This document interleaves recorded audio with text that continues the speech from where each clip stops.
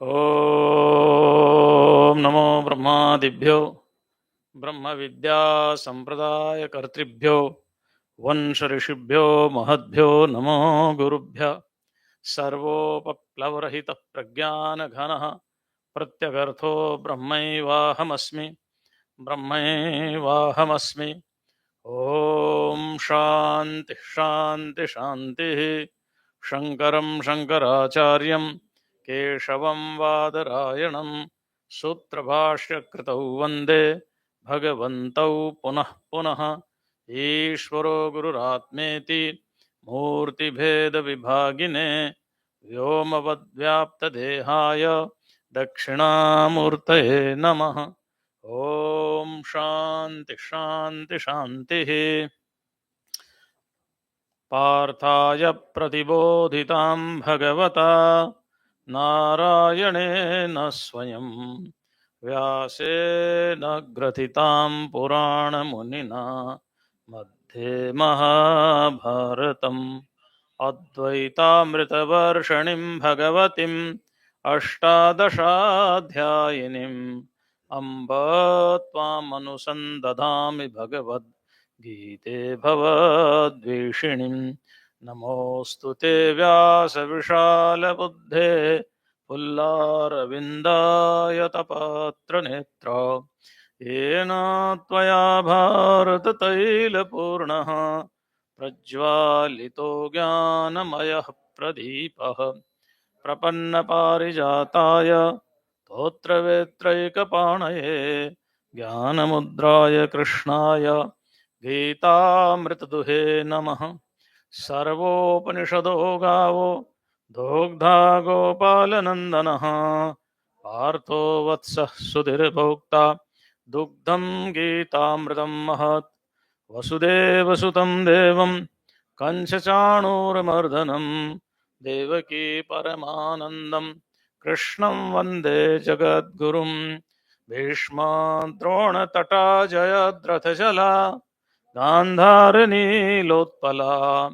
शल्यग्राहवती कृपेण वहनी कर्णेन वेलाकुला अश्वत्थामविकर्णघोरमकरा दुर्योधनवर्तिनी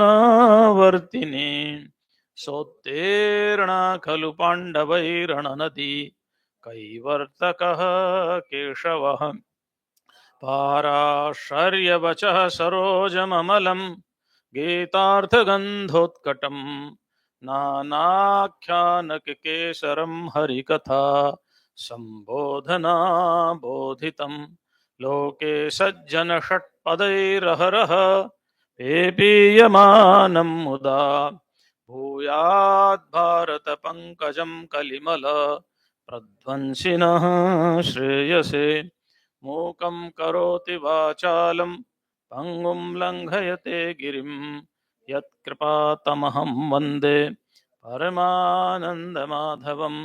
यं ब्रह्मा वरुणेन्द्ररुद्रमरुतः स्तुन्वन्ति दिव्यैस्तवैर्वेदैः साङ्गपदक्रमोपनिषदैर्गायन्ति यं सामगाः। ध्यानावस्थिततद्गतेन मनसा पश्यन्ति यं योगिनो यस्यान्तं न विदुः सुरासुरगणा देवाय तस्मै नमः। देवाय तस्मै नमः। ओम शांति शांति शांति। पांचवा श्लोक है ना, गीता अध्याय 8 श्लोक संख्या 5। अंतकाले च मामेव स्मरन् मुक्त्वा कलेवरम् यः प्रयाति स मद्भावम् याति नास्त्यत्र संशयः। अब देखो 7वां प्रश्न क्या था कि अंत समय में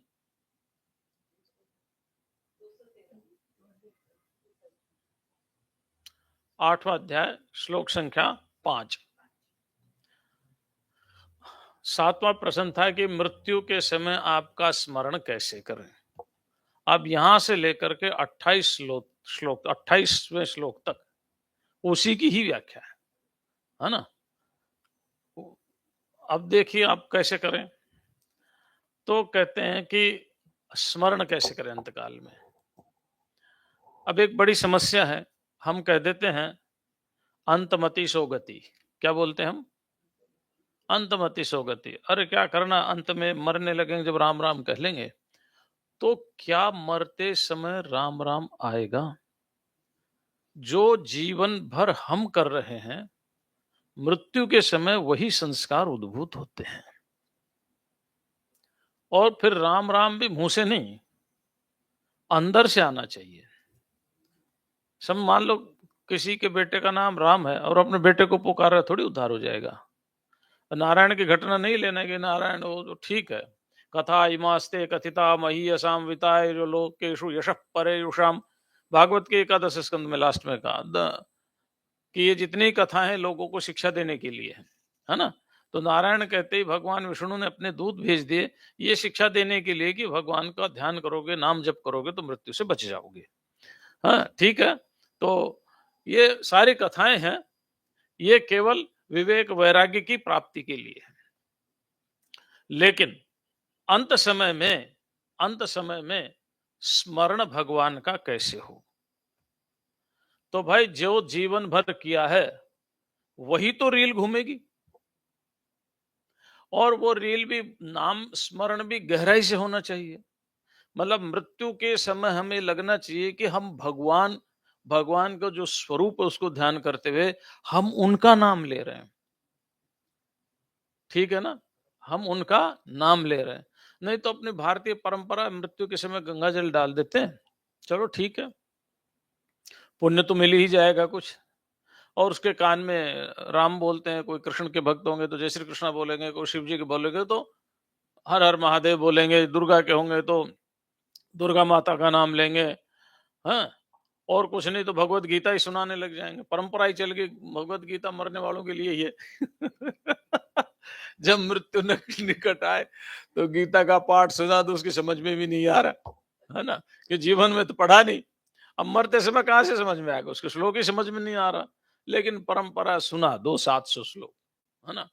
हमने तो महाराज बहुत किया, क्या किया, हमने तो गीता पाठ भी किया। गीता पाठ तेरे समझ में आया या उसकी समझ में आया? जिसने जीवन भर गीता खोल के नहीं देखी, उसे क्या समझ में गीता आएगी, क्या उसे लाभ मिलेगा? लेकिन एक परंपरा चला दी, परंपरा किस लिए चलाई ताकि इसका स्वाध्याय हो, पठन पाठन हो। जब मरते समय रक्षा कर सकती तो जीवन में अगर इसको धारण करेंगे तो कितनी रक्षा करेगी, है ना। तो लेकिन उस बात को तो हम भूल गए, एक ट्रेड चल गया, एक ट्रेड चल गया। ठीक है ना। अब आप इतना सब कुछ पढ़ के आ रहे हो, कल आज सुबह या कल सुबह, आज सुबह ही मैंने प्रवचन में पूछा कि ये पुस्तक में कितने तत्व हैं, कितने महाभूत हैं, कोई नहीं बता पाया। इतना लंबा समय उनको वेदांत पढ़ते हो गए, गीता सुनते हो गए, उपनिषद सुनते हो गए, ब्रह्मसूत्र सुनते हुए हो गए, इतना सब कुछ होते हुए भी कोई ये नहीं बता पाया कि इस पुस्तक में कितने महाभूत है। जब इतना पढ़ने के बाद, सुनने के बाद, 2-2 3-3 घंटा रोज सत्संग करने के बाद दिमाग में नहीं रहता, जिसने कभी भगवत गीता खोल के ही नहीं देखी उसके क्या दिमाग में रहेगा, बताओ आप। तो परंपरा इसलिए चलाई थी कि अगर मृत्यु के समय इसको सुना देते तब उद्धार हो जाता है, तो अगर जीवन में पढ़ेंगे तो क्या होगा। उद्देश्य ये था, हर भगवत गीता के एक अध्याय के एक महात्म्य लिख दिया, है ना। तो ये सारा का सारा क्या है, ये सारा का सारा जीव को सन्मार्ग में ले जाने के लिए व्यवस्था है कि किसी भी तरह से जीव अच्छे रास्ते से जुड़ जाए, किसी भी तरह से जुड़ जाए। लेकिन वो जुड़ना ही नहीं चाहता, आखिर में ही सुनना चाहता है, तो उसका क्या इलाज है? है ना। भगवत गीता, अच्छा ठीक है, ले जाते हैं ना मृत्यु के समय, तो डेड बॉडी को क्या बोलते हैं, राम नाम। बात तो ठीक है, सत राम नाम सत है, सत बोलोगे तो गत, गत माने गति, तो राम नाम से ही गति है, बात तो ठीक है। लेकिन जिसके लिए बोल रहे हैं वो तो नहीं सुन रहा, तो किस लिए बोला जाता है, जो जाने वाले वो सुन लो, अगर सदगति चाहिए तो राम का नाम लो। लेकिन इसको कौन पकड़ता है, पॉइंट को बताओ, कोई नहीं पकड़ता। एक ट्रेड बना लिया, बोलते जाओ, फिर जाकर के आजकल तो शमशान में जाकर के चाय समोसा वगैरह सब कुछ करने लग गए, है ना। तो ये क्या है, तो इसलिए अगर आपको अंत समय में नाम चाहिए याद, तो अभी से अभ्यास कर दो, अभी से ही। ये मत सोचो घर जाकर के हाथ मुंह धो करके करेंगे, नहीं, अभी से शुरू कर दो।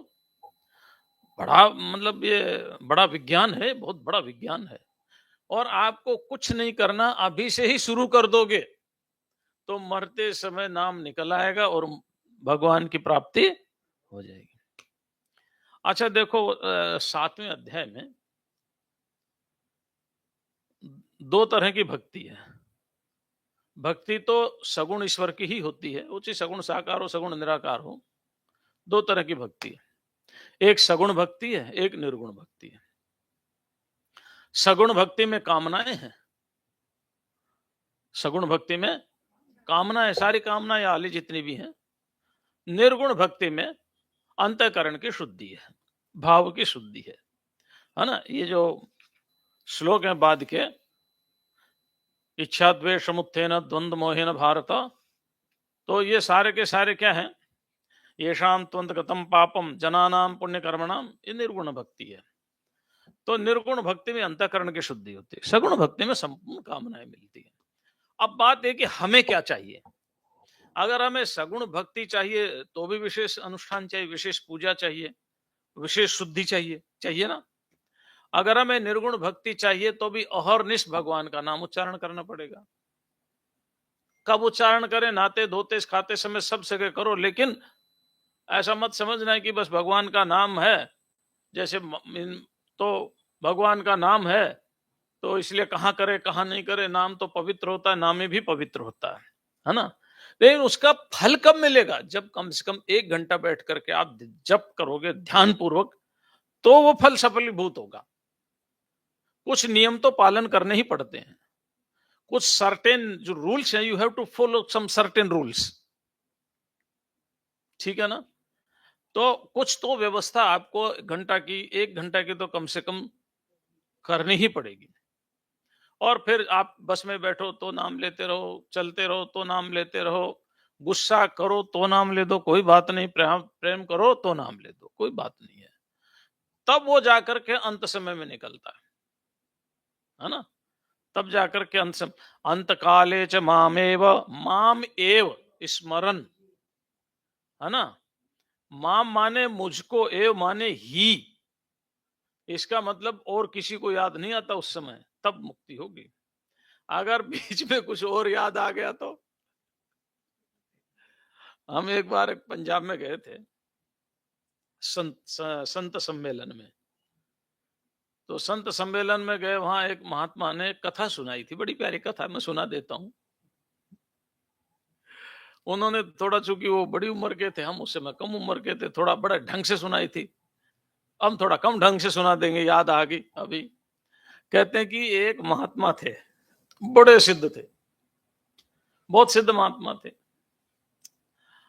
और उनकी बड़ी प्रसिद्धि थी, बहुत सिद्ध महात्मा है। जब उनका मरने का समय नजदीक आया, मरने मतलब शरीर छोड़ने का ना, महात्माओं का देह त्याग होता है, वो अपनी मर्जी से छोड़ते हैं सिद्ध संत, है ना। मरना तो उनके लिए अच्छा नहीं शब्द है। तो अपने शिष्यों को कह दिया कि मैं इस तारीख को शरीर छोड़ूंगा, इतने बजे छोड़ूंगा, मेरे को लेने विमान आएंगे, ढोल धमाके के साथ आएंगे। अब जैसा उन्होंने सुनाया वैसा मैं सुना रहा हूं। बहुत साल हो गए, 94 95 की बात है ये।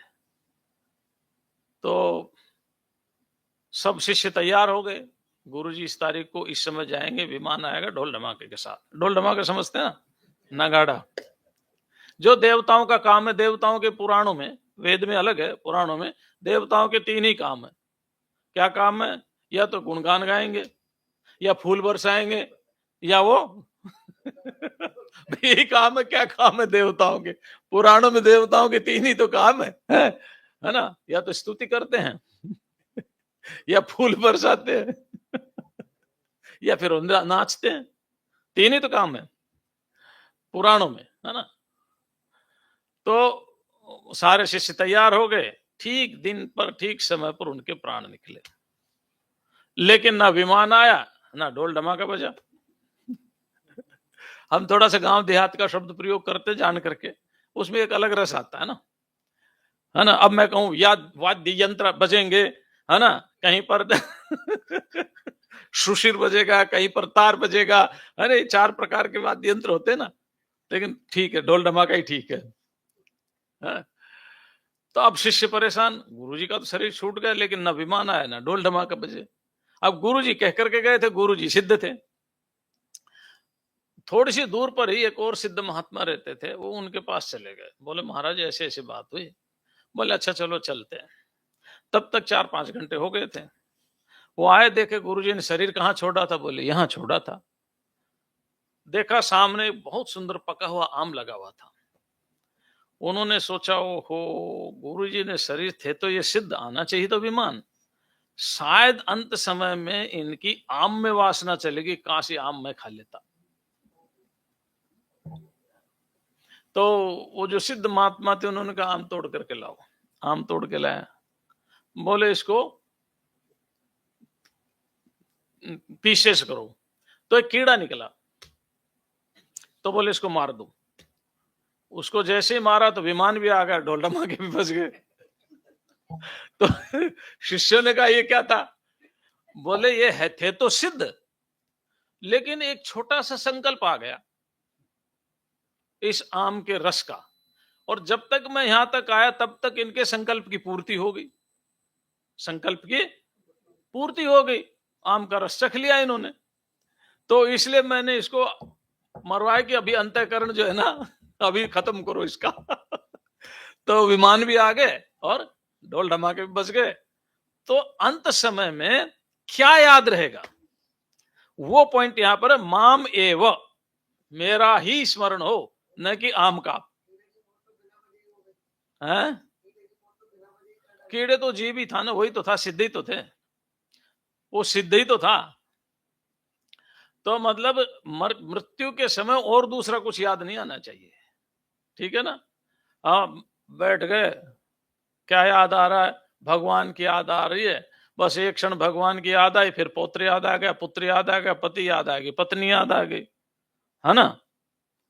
अब आजकल की भाषा में तो भाई अब गर्लफ्रेंड ही आ गया, बॉयफ्रेंड ही आ गया।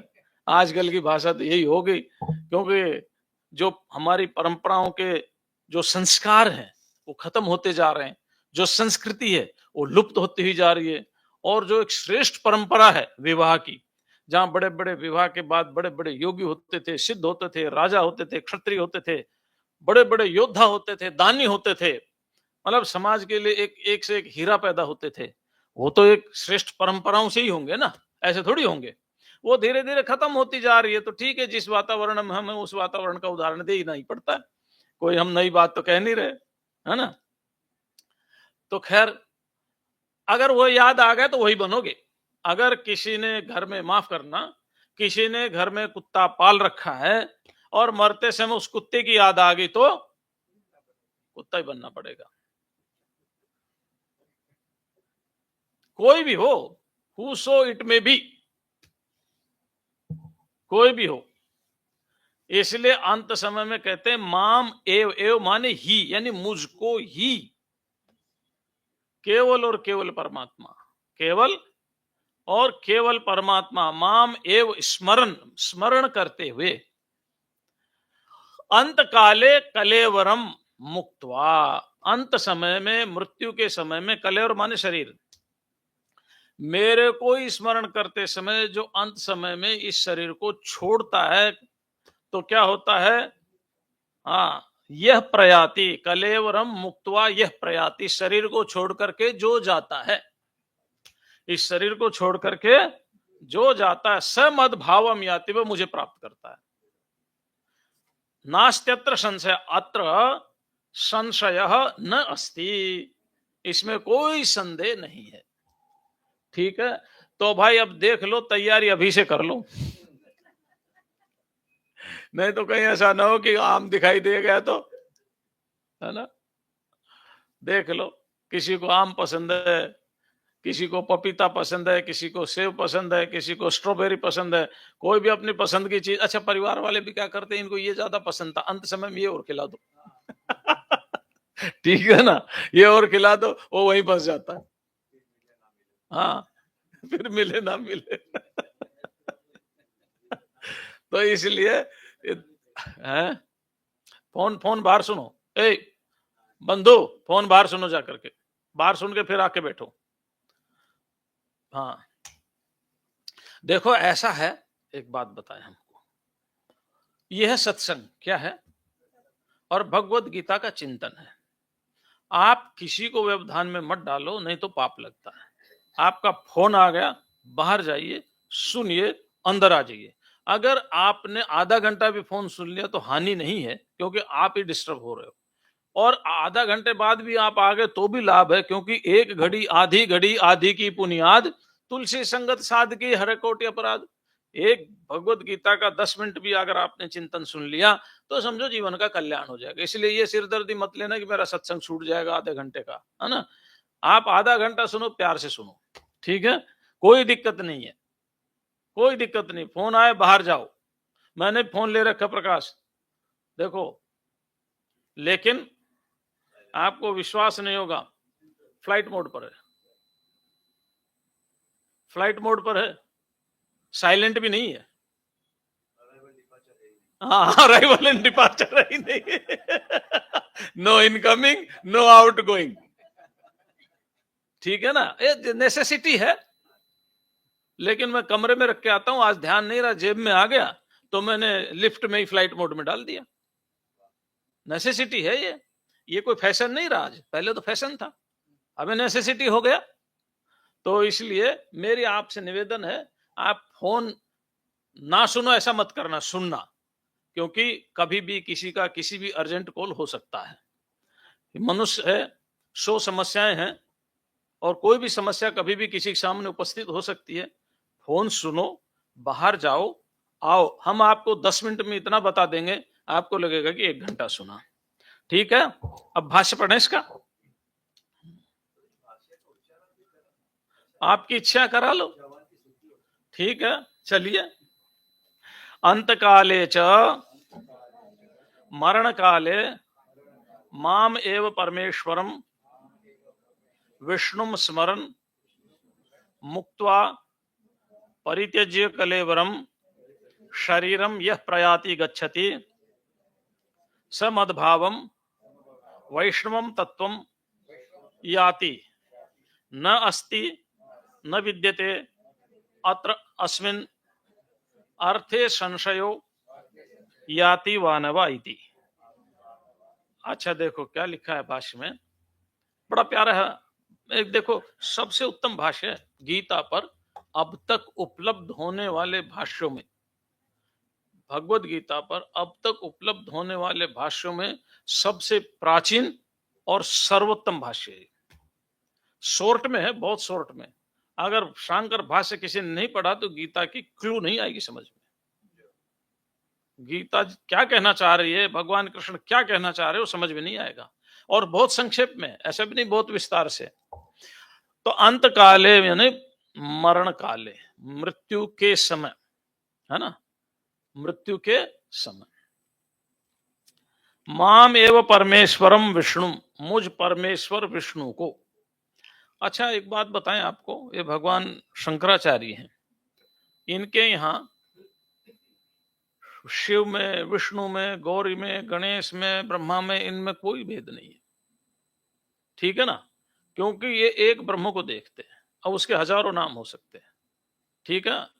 अब विष्णु सहस्रनाम पढ़ा, आप किस किसने पढ़ा है, पढ़ा ना बेटा, तो उसमें क्या लिखा, शिव लिखा है ना, शर्व, स्थाणु, ये नाम है ना, शिव शिव जी का नाम है, शर्व शिव जी का नाम है, स्थाणु शिव जी का नाम है ना।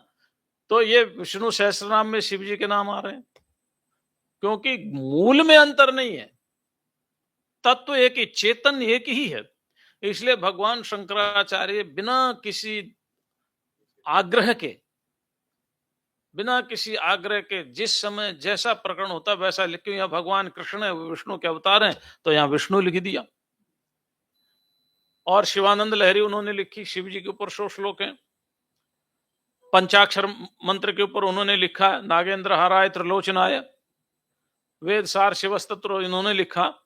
अनेक शिव जी के ऊपर स्तोत्र लिखे, वहां शिव जी को बताया, क्योंकि शिव जी और विष्णु, विष्णु और शिव जी तत्व एक है, ठीक है। तो यहां मुझ परमेश्वर विष्णु को, मुझ परमेश्वर भगवान यहाँ माम का अर्थ क्या कर रहे हैं? मुझको। भगवान कृष्ण कह रहे हैं माम माने मुझको। तो मुझको का क्या अर्थ हुआ? परमेश्वर को। कौन से परमेश्वर? विष्णु। कौन से विष्णु? जो सब जगह व्यापक है। वेवेष्टि व्यापनोति विष्णु। स्मरण युग मुक्त्वा परित्यज्य, मुझे इस विष्णु को स्मरण करते हुए, स्मरण माने स्मरण करते हुए, मुक्त्वा माने छोड़ करके, परित्यज्य माने छोड़ करके, कलेवरम शरीरम, यह प्रयाति गच्छति, जो प्रयाति माने जाता है, गच्छति माने जाता है, स मद्भावम वैष्णवम तत्वम। अब देखिए, मेरे भाव को अर्थात वैष्णव तत्व को। वैष्णव तत्व क्या है? सर्वम विष्णुमयम जगत, जो कुछ है विष्णु ही है ना? वही सुप्रीम पावर है। He is the creator, sustainer and destroyer of this universe. वही जीवों को भोग देता, वही जीवों को मुक्ति देता, वही सर्वव्यापक है, सर्वांतर्यामी। जो भी आप विशेषण लगा सकते हो, वो जो सच्चिदानंद स्वरूप, सर्वव्यापक, सर्वज्ञ, सर्वांतर्यामी परमात्मा है, उस विष्णु को, उस भाव को वो प्राप्त होता है। ठीक है? न अस्ति न विद्यते अत्र अस्मिन, न माने नहीं, अस्ति माने है, इसमें कोई भी संशय नहीं है। अत्र अस्मिन अर्थे संशय, क्या संशय? याति वा न वा, वो वैष्णव पद को प्राप्त होगा या नहीं होगा, इसमें संशय नहीं है। अर्थात वो होगा ही होगा। समझ गए? अगर अंत मते सो गति, है ना? अंत में जिसका स्मरण किया वो गति होगी ही होगी। चलिए दूसरा श्लोक पढ़ते हैं। मद विषय एवं अयम नियम किंतरी, क्या ये मेरे विषय में ही नियम है? नहीं भाई, ये तो सबके विषय में, जो भी जिसको याद करेगा अंत में वो उसको ही कोई प्राप्त हो जाएगा। एक कथा है अरुंधति की। अरुंधति का नाम तो सुना ना आपने, है ना? अरुंधति कथा, एक कथा ऐसी है, जब ब्रह्मा जी अपनी पुत्री पर मोहित हुए थे और कुछ नहीं था, तो पुत्री को ग्लानि हुई कि मेरे पिता और मेरे भाई ऋषि वगैरह भी वहीं बैठे थे, मेरे पैदा होते ही मोहित हो गए। मैं इस काम को व्यवस्थित करने के लिए तप करती हूं। तो उन्होंने तप किया और तप किया तो ब्रह्मा जी प्रसन्न हो गए। भाई वरदान देने के लिए वशिष्ठ को भेज दिया कि भाई ये तुम वेश बदल करके जाना, नहीं तो तुम्हें पहचान लेगी और फिर इसके मन में वही पहले वाला भाव आ जाएगा, तो तुमसे बात नहीं करेगी। वशिष्ठ जी सुंदर सा वेश धारण करके गए और वो गए तो बोले तुम कौन हो? परिचय हुआ दोनों का, वशिष्ठ जी जानते थे। तो उस संध्या ने कहा मैं ऐसा तप करना चाहती हूं जो जन्म होते ही किसी के प्रति कोई काम विकार ना हो, ये चाहिए मुझे। और दूसरा, मेरा जब अगला जन्म हो तो मुझे ऐसा पति मिले जो पत्नी व्रत हो और मैं भी हूं। फिर उन्होंने बातें की। तो वशिष्ठ जी ने तप का विधान बता दिया, तपस्या हुई, सफल हुई। वो एक ऋषि यज्ञ कर रहे थे, भगवान ने कहा तुम उस यज्ञ में चले जाओ, तुम्हें कोई नहीं देखेंगे और तुम एक सुंदर कन्या के रूप में प्रकट हो जाओगी। तुम्हें पति चाहिए, जिसका तुम ध्यान करोगी वही पति तुम्हें मिल जाएगा। अब संध्या तो किसी को जानती नहीं थी, उस समय सृष्टि भी नहीं थी, उपदेश देने के लिए वशिष्ठ ही गए थे। उन्होंने सोचा और तो किसी को मैंने देखा नहीं ठीक है ना, इसी का ही ध्यान कर लेती हूँ। तो वशिष्ठ का ध्यान किया, तो उसके साथ वशिष्ठ का विवाह हुआ। ये है अंतकाल की स्मृति, है ना? ये क्या है? अंतकाल की स्मृति है। अंतकाल में जिसको आप चाहेंगे आपको वही प्राप्त होगा, अगर अंतकाल में जो चाहिए, है ना? तो भगवान कहते मेरे लिए नियम नहीं है, ये सबके लिए ही नियम है। चलो श्लोक उच्चारण करते हैं, फिर भाष्य का भी उच्चारण कर देते हैं, फिर बात चलेंगे ना। यम यम वापि स्मरन् भावम त्यजन्त्यन्ते कलेवरम तम तमैवैति कौन्तेय सदा तद्भाव भावितः। भाषा भी पढ़े, बाद में पढ़े? हाँ चलिए। यम यम वा अपि यम यम भावम देवता विशेषम स्मरन् चिंतयन् त्यजति परित्यजति अन्ते प्राण वियोग काले कलेवरम तम तम एव स्मृतं भावम एव एति न अन्यम कौन्तेय सदा सर्वदा तद्भाव भावितः तस्मिन् भावः तद्भावः सभावितः स्मर्यमाणतया अभ्यस्तो येन स तद्भाव भावितः सन् यम यम वापि स्मरण भावम त्यजन्त्यन्ते कलेवरम। जिस जिसका भी आप मृत्यु के समय स्मरण करोगे, समझ रहे हैं ना, जिस जिसका भी स्मरण करोगे वही वही बन जाओगे। तो ध्यान रखना, पति पत्नी आपस में प्रेम से रहना नहीं, मरते समय पति पत्नी का चिंतन करेगी, पत्नी पति का, तो वाइस वर्षा हो जाओगे, फिर बदला लेंगे। ठीक है ना। इसलिए तो हंसने के लिए बोलते, क्योंकि थोड़ा बहुत आनंद भी आना चाहिए ना। तो कहने का अर्थ है कि जिस जिसका आप स्मरण करोगे।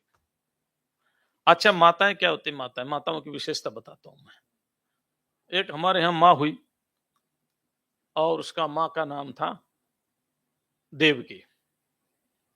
देवकी के 8 संतान हुई, एक संतान उनके हाथ में थी।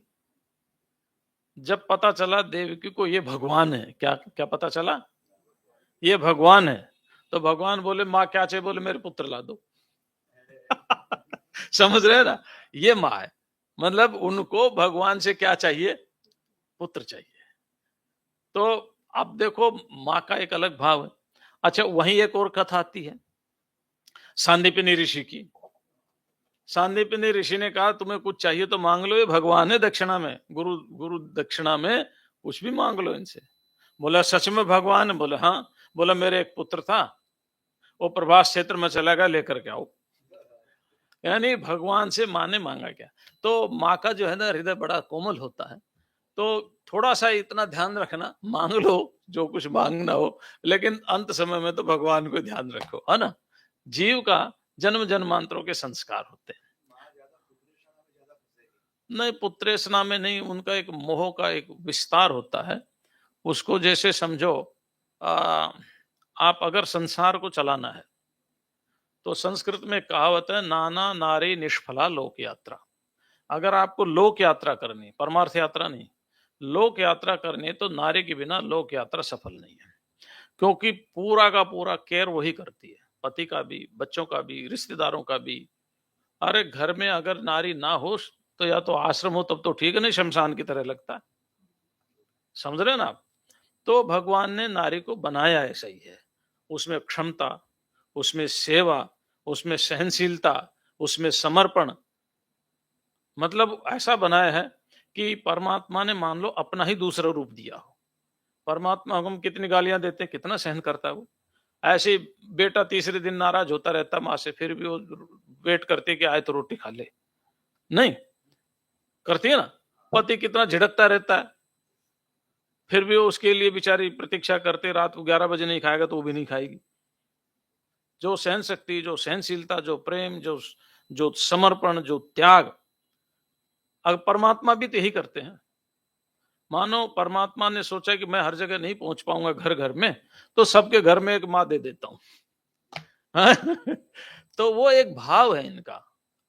इसलिए केवल पुत्रेषणा में ही नहीं, संग्रह में भी इनका कोई जवाब नहीं। संग्रह भी करती हैं। आप सबके कपाट में देखो, उसे भी नहीं मालूम होगा कब का क्या रखा है, लेकिन मिलेगा, है ना, सब कुछ मिलेगा। तो इनको परिवार चलाने की एक एक परमात्मा की ओर से गॉड गिफ्ट है।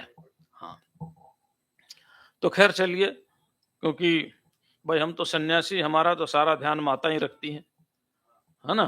माताएं बहुत ध्यान रखती हैं।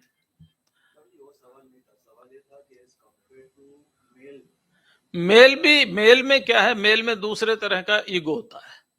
नारी में ईगो दूसरे तरह का होता है, उसमें ईगो समर्पण भाव का होता है। मेल, हाँ मैं समझ गया आपकी बात। हाँ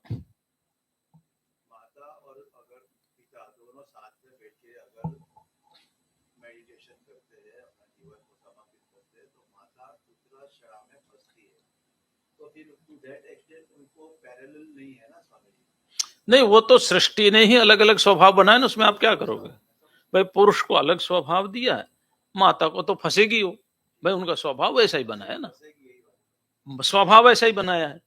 पुरुष का स्वभाव ऐसा ही बनाया है। पुरुष का स्वभाव क्या, लड़ाई झगड़े में फंसता है, और वो उसने मेरा अपमान किया था, ठीक है ध्यान करो, तो वही आता है। नहीं, समर्पण की भाव से नहीं, मोह के भाव से है। देखो, भगवान को समर्पित करने के बाद पुत्र याद नहीं आएगा, भगवान याद आएंगे। नहीं, पुत्र में कोई एक पुत्र में भगवान देखने से भगवान नहीं दिखता, फिर सभी पुत्र में भगवान देखना पड़ता है। मेरा पोता कृष्ण है ऐसा नहीं, जितने भी हैं सब कृष्ण है ना। यूनिवर्सल यूनिवर्सल हमें यूनिवर्सलिटी लानी होगी, है ना, तब बात बनेगी। अगर मेरा ही पोता कान्हा है फिर तो स्वार्थ भाव आ गया, है ना। तो यूनिवर्सलिटी लानी पड़ेगी, वो यूनिवर्सलिटी आती नहीं है। कहने को तो ठीक है, हाँ, वो एक कहावत है कि एक राजा था, एक भिखारन जा रही थी, तो बोले तू इसमें सबसे सुंदर बेटा किसका ढूंढ के ला सकती मेरे को? भिखारन बोले ले आऊंगी। वो उसका काला कलूटा सा, नाक में वो क्या कहते रींट आ रहा था, गंदे कपड़े पहन रखे थे, नहाया भी नहीं था, उसको लेके आ गई। बोले ले आई? बोले हाँ। बोले सबसे सुंदर है? बोले सबसे सुंदर है? हाँ। बोले मेरे लिए तो यही सबसे सुंदर है। ठीक है ना, तो ऐसा होता है। तो जब यूनिवर्सल भाव आएगा ना तब बात बनती है। तो यम यम वापी स्मरण भाव में, जिस जिस भाव को आप स्मरण करते हुए कलेवरम त्यजन्ते, जो जो मरण काल के समय जिस जिसका स्मरण करते हुए शरीर का त्याग करते हैं, तम तम एव एति कौनते है कौनते, या वह उस भाव को ही प्राप्त हो जाता है। क्यों? तद सदा तद भाव भावित। तद भाव माने, जैसे मान लो आपने, छोड़ो औरों की बात, आपने इंद्र की उपासना की तो आप इंद्र के भाव वाले हो गए, है ना। ये हो गया तदभाव इंद्र, क्योंकि इंद्र के प्रति सम्मान आया। अब जब इंद्र के प्रति सम्मान आया, फिर इंद्र हो गया तदभाव, यानी आपका भाव में बैठ गया। अब उसको लेकर के आप उसकी उपासना कर रहे हैं, गुण चिंतन कर रहे हैं, हो गया भावित, यानी गुणों के द्वारा चित्त इंद्र के भाव से भावित हो गया। ठीक है ना। विष्णु के प्रति हमारा भाव आया, तद माने वह भाव माने हमारे अंदर किसी के प्रति कोई विशेष फीलिंग हुई, तो मान लो भगवान विष्णु के प्रति भाव आया, तो हो गया तद भाव। अब विष्णु के भाव होने के बाद जब हम उनका स्मरण करने लगे, तो उनके नाम स्मरण से हमारा चित्त उनके रूप वाला हो गया, उनके आकार वाला हो गया, उनके स्वरूप वाला हो गया, तो हो गया तदभाव भावित। विष्णु के भाव से भावित जिसका अंतःकरण है वो विष्णु को प्राप्त होगा, इंद्र के भाव से भावित जिसका अंतःकरण है वो इंद्र को प्राप्त होगा। संसार के किसी भी व्यक्ति प्राणी के भाव से जिस जिसका अंतःकरण भावित हो जाएगा वह उसको प्राप्त हो जाएगा। आगे समझ में? यम यम माने जिस जिसको, है ना। वापि यम यम भावम, भावम देवता विशेषम, भाव का अर्थ यहाँ कहा कि जो कोई किसी किसी देवता विशेष का यदि कोई चिंतन करता है तो।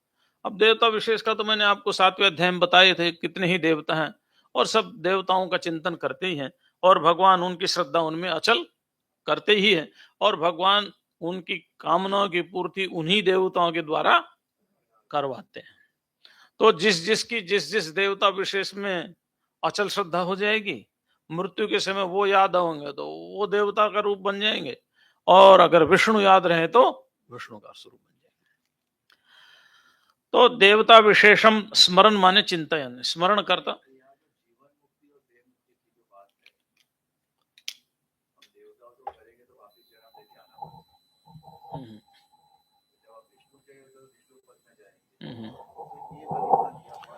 तो जीवन मुक्ति और विदेह मुक्ति क्या है?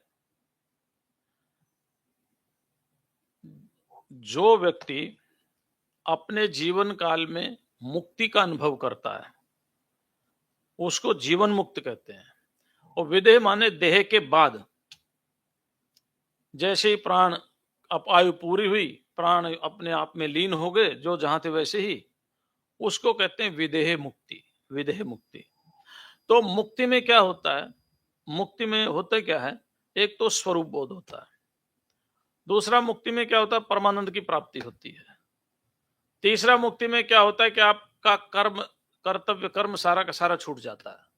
आप स्नान करें तो ठीक है, ना करें तो ठीक है, भोजन करें तो ठीक है, ना करें तो ठीक है, शौच जाने से पहले करें या शौच जाने के बाद करें, क्योंकि शरीर के प्रति आपकी कोई आसक्ति नहीं है। देह देह के प्रति ममत्व का भाव सदा सदा के लिए समाप्त हो जाता है। केवल आत्म भाव रहता अपने लिए, वो सदा पवित्र रहता है। ठीक है ना, वो सदा पवित्र रहता है, परमानंद में रहता है। किसी ने गाली दे दी तो स्वागत है, किसी ने माला पहना दी तो स्वागत है। ना गाली देने वालों के प्रति द्वेष भाव पैदा करना, ना माला पहनाने वालों के प्रति वरदान देना, जीवते रहो, है ना। क्योंकि दूसरा होगा तो वरदान देंगे ना, आप समझना, मुक्ति, जीवन मुक्ति की स्थिति में कोई दूसरा होगा तो वरदान देंगे, कोई दूसरा होगा उसकी दृष्टि में। अच्छा, जड़ भरत की कथा आपने सुनी? भद्रकाली के यहां ले गए, बोले गर्दन नीची करो, कर ली, क्योंकि दूसरा था ही नहीं उनके यहां, कोई दूसरा था ही नहीं। जड़ भरत की दृष्टि में न तो मारने वाला था, न कोई तलवार थी, न कोई काली थी, कुछ भी नहीं था। जैसे कहा कर लिया। काली को कहा अच्छा ब्रह्मज्ञानी की बलि देंगे, और प्रकट होकर के उनको मार दिया। बहुत देर तक देखता रहा, क्या बात है, तलवार चली नहीं। देखा तो सब मरे पड़े थे। उन्होंने काली को थैंक यू भी नहीं बोले, उठ के चल दिए। क्यों थैंक यू बोले? कोई काली से भिन्न हो तो थैंक यू बोले, वहां तो अभिन्न भाव है, किसको बोले? आप समझ रहे हैं ना? ऐसा मत समझना कि जड़ भरत जी थोड़ा मतलब इतना तो शिष्टाचार निभा लेते। शिष्टाचार तो तब होगा ना जब अपने से भिन्न किसी को समझा जाएगा। अपना ही है, काली भी मेरा ही स्वरूप है, मैं तो अपना स्वरूप हुई हूं, मेरे से अलग कोई है ही नहीं। तो जीवन मुक्त में ये भाव बना रहता है। कोई खिला देते खा लेते हैं, नहीं खिलाते कोई बात नहीं, जहां मर्जी सो गए, जहां मर्जी जो हो गया, ये मुक्ति का आनंद वो लेता है। दूसरा, एक और बात ध्यान रखना, जीवन मुक्त व्यक्ति में भी वो किस स्थान से आया है उस तरह की उसकी जीवन शैली होती है। अगर एक ब्राह्मण परिवार से है और वो ब्राह्मण के कर्म करता हुआ आ रहा है, तो जीवन मुक्त व्यक्ति किसी जल्दी सी दूसरे के हाथ का नहीं खाएगा।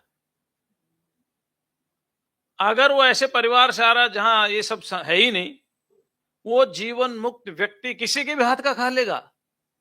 ये लोक व्यवहार में अलग अलग आपको दिखाई देता है, लेकिन दोनों की मुक्ति में कोई अंतर नहीं है, दोनों जीवन मुक्त है। ध्यान रखना, हम बाहर के लोक व्यवहार को लेकर के किसी जीवन मुक्त महापुरुष का लक्षण नहीं घटा सकते, क्योंकि ये शरीर संस्कारों से बना हुआ है। जिसने बचपन में जैसे संस्कार लिए हैं, भले ही वो आत्मज्ञानी हो गया हो, लेकिन शरीर का धर्म तो अभी है ना, तो वो उस तरह से चल रहा होता है। तो एक बिना स्नान किए, गंदे कपड़े पहने और वैसे नीचे बैठ के जमीन में रोटी खा रहा है, एक नहा धो करके बढ़िया आसन लगा के खा रहा है, अगर दोनों ब्रह्मज्ञानी हैं तो दोनों के ब्रह्म ज्ञान में कोई अंतर नहीं है, बाहर का व्यवहार ही अंतर है। ये भी आप ध्यान रखें जीवन मुक्त के साथ। कहीं आप कैलकुलेट करने लग जाओ, अरे ये ब्रह्मज्ञानी है, कहीं भी बैठा दो, कहीं भी उठा दो, है ना, तो ये शरीर के संस्कार के अनुसार वो चल रहा है, क्योंकि वो नहीं चल रहा है, शरीर चल रहा है। और शरीर कैसे चल रहा है, उसके संस्कार वैसे चल रहा है। तो इस बात का भी आपको विशेष ध्यान रखना होगा कि ब्रह्म ज्ञान के में कोई अंतर नहीं होता, वो किस स्थिति में रहता है, कैसे रहता है, शरीर का व्यवहार उसके बचपन से जहां से वो आया है उसके ऊपर डिपेंड करता है, उस पर डिपेंड करता है। अब महाराज कोई क्षत्रिय है और उसको ब्रह्मज्ञान हो गया, भले उसमें अभिमान चला गया हो, काम क्रोध चला गया हो, क्षत्रियत्व का भाव चला गया हो, लेकिन फिर भी एक भाव रहता है कि मांगना नहीं किसी से, दैन्यता नहीं है भाव। अब उसके ब्रह्मज्ञान में कोई अंतर नहीं है। एक क्षत्रिय था, राजपूत है ना, नदी में बहता हुआ जा रहा था, बह रहा था, तो एक जुलाहा जुलाहा की पत्नी खड़ी थी। तो जुलाहा की पत्नी बोली, बेचारा बह रहा। बेचारा शब्द सुन के वो क्षत्रिय था, तलवार निकाल दी, बोले मेरे को बेचारा कहा। वो जुलाहा कहता है, साहब ये तो पागल, तुम तो बहते जाओ, नदी में जाओ। आगे अब वो बह रहा है, मृत्यु नजदीक है, लेकिन वो संस्कार उद्भूत हो गए कि मेरे को बेचारा कहा, तलवार निकाल ली। तो तो इसलिए ध्यान रखना, कभी भी जीवन मुक्त पुरुष को लेकर के बाहर के लक्षणों से उसके ब्रह्म ज्ञान की कमी या नाकमी की बात नहीं करना। जिसको ब्रह्म ज्ञान हो गया वो हो गया, बस वो एक ही है। नहीं हुआ फिर कोई भी लोकाचार हो तो नहीं हुआ तो नहीं हुआ, ब्रह्म ज्ञानी में अंतर नहीं होता। वो सुखदेव जी ब्रह्मज्ञानी थे ना, कैसे रहते थे? और राजा जनक भी ब्रह्मज्ञानी थे, है ना, अलग थे ना। और एक और ब्रह्मज्ञानी थे जो 16,108 रानियों के साथ रहते थे। अरे भगवान कृष्ण। है ना, कितने के साथ रहते थे? 16,108। अब अष्टावक्र ब्रह्मज्ञानी है, राजा जनक भी ब्रह्मज्ञानी। अष्टावक्र की रहनी अलग है, जनक की रहनी राजशाही है, ब्रह्म ज्ञान में अंतर नहीं है। भगवान कृष्ण 16,108 रानियों के साथ रह रहे हैं, और सुखदेव जी के पास एक भी नहीं है। दोनों ब्रह्मज्ञानी है, लेकिन दोनों के ब्रह्म ज्ञान में कोई अंतर नहीं है। ब्रह्म ज्ञान में अंतर नहीं है, व्यवहार में अंतर है, ब्रह्म ज्ञान में कोई अंतर नहीं है। इसलिए ध्यान रखना कि जीवन मुक्त महापुरुष के लक्षण एक जैसे नहीं होते कि हम ये क्राइटेरिया बना ले, ऐसा होगा तो ही जीवन मुक्त होगा। ठीक है, अच्छा। अब विधेय मुक्ति, तो फिर विधेय होने के बाद तो फिर मुक्ति ही है, वो ईश्वर स्वरूप ही है ना।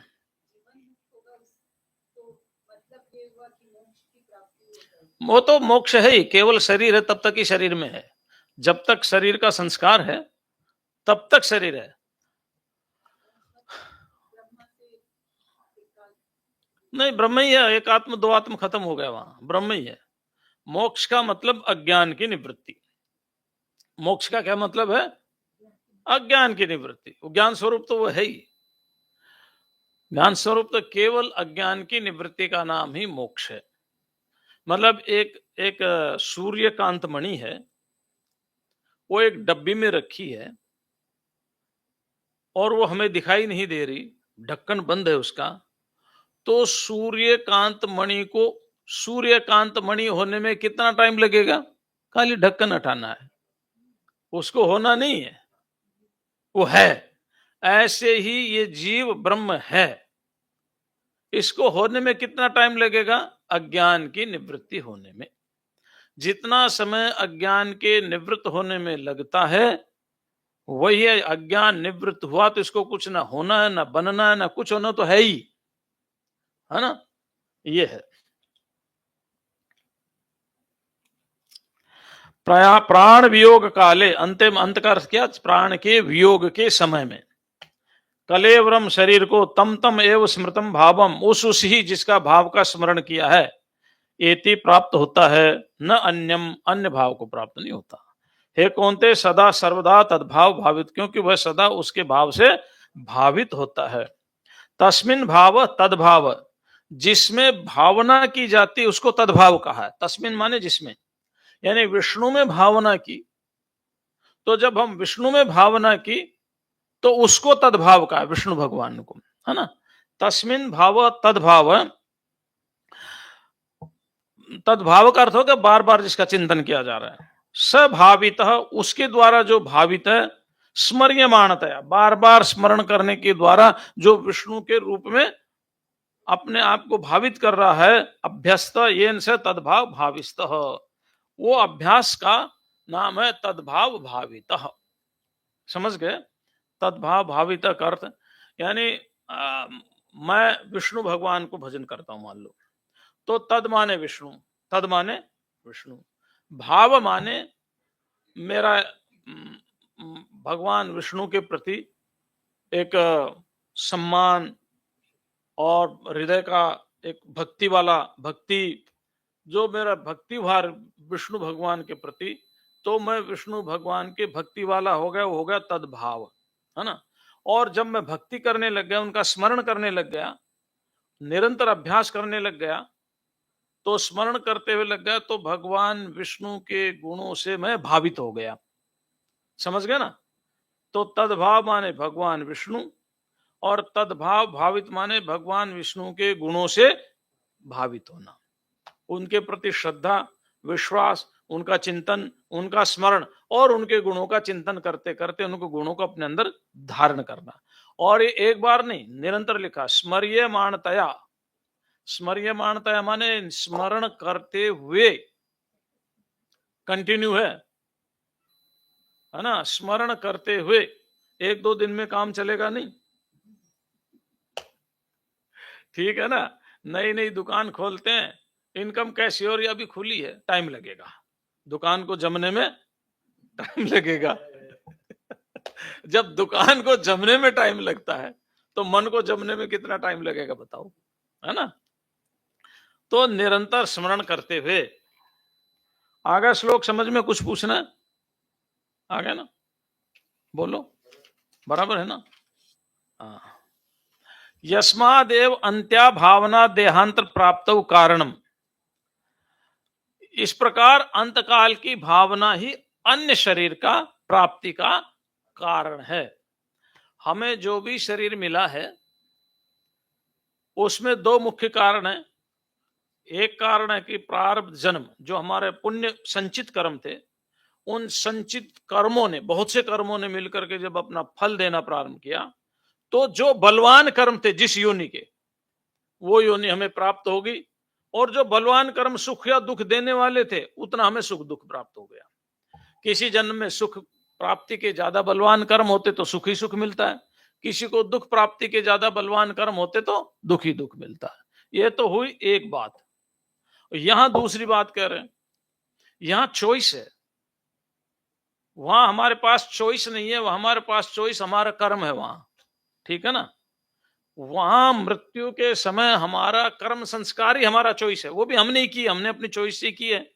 लेकिन यहां कर्ता स्वतंत्र हो गया, आप चाहे जैसा शरीर प्राप्त कर सकते हो, और स्मरण नहीं कर रहे हो तो फिर जैसा संचित कर्मों में, जिन कर्मों ने अपना फल देना शुरू किया है, जैसा वो कर्म फल देंगे, वैसा आपको जन्म मिलेगा, और वैसे ही आपको सुख दुख मिलेगा, सुख दुख की सामग्री मिलेगी, सुख दुख के साधन मिलेंगे। दूसरी बात, कहां मिलेंगे? ये सूक्ष्म शरीर को आतिवाहिक शरीर बोलते हैं। क्या बोलते हैं? आतिवाहिक शरीर का मतलब होता है कि जहां आपके कर्म संस्कार के अनुसार योनि तैयार हो रही होगी, वहीं आपका जन्म होगा। पूरे 14 लोकों में, ये जन्म में नहीं, जन्म, अच्छा सुनो, एक कर्म से एक जन्म नहीं मिलता, हजारों कर्मों से एक जन्म मिलता है। तो इस जन्म के किए हुए कर्म और पिछले जन्मों के किए हुए कर्मों से मिलकर के एक अगला जन्म हमारा तैयार होगा। संचित कर्म जिसको बोलते हैं, इस जन्म के कर्म और पूर्व जन्मों के, पहले के जन्मों के कर्मों से मिलकर के, कर्म संस्कारों से मिलकर के हमारा अगला जन्म तैयार होगा। अब इस समय कौन से कर्म संस्कार फल देने के लिए तैयार हुए हैं, उद्भूत हुए हैं, उसके अनुसार योनि मिलती है, उसके अनुसार दुख सुख दुख मिलते हैं, उसके अनुसार माता पिता मिलते हैं, उसके अनुसार ही सारी व्यवस्था होती है। हम और आप ऑल ऑफ सडन नहीं मिले, पिछले जन्मों के कर्म संस्कारों के कारण हमारा आप मिले, ठीक है ना। तो आज इतना ही, शेष कल। ओम शांति शांति शांति। ओम पूर्णमदः पूर्णमिदं पूर्णात् पूर्णमुदच्यते पूर्णस्य पूर्णमादाय पूर्णमेवावशिष्यते। ओम शांति शांति शांति। शंकरं शंकराचार्यं केशवं बादरायणं सूत्रभाष्य कृतौ वंदे भगवन्तौ पुनः पुनः। ईश्वरो गुरुरात्मेति मूर्तिभेद विभागिने व्योमवद्व्याप्तदेहाय दक्षिणामूर्तये नमः। ओम शांति शांति शांति।